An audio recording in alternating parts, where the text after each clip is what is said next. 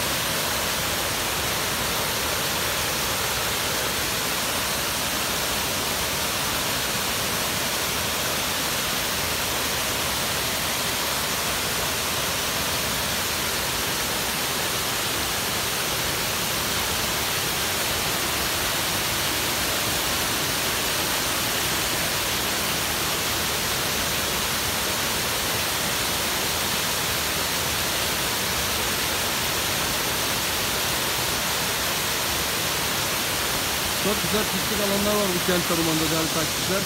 Böyle suyun kenarında oturup böyle çok güzel mangal, çay keyfi, şahane ortamlar var burada. Akşehir Kent Ormanı değerli takipçiler.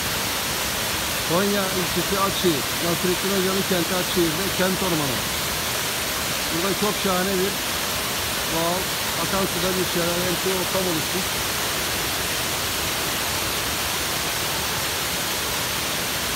Yolunuz düşerse Akşehir'e uğradığınızda bu kent ormanını gezip ziyaret etmenizi tavsiyesiyle.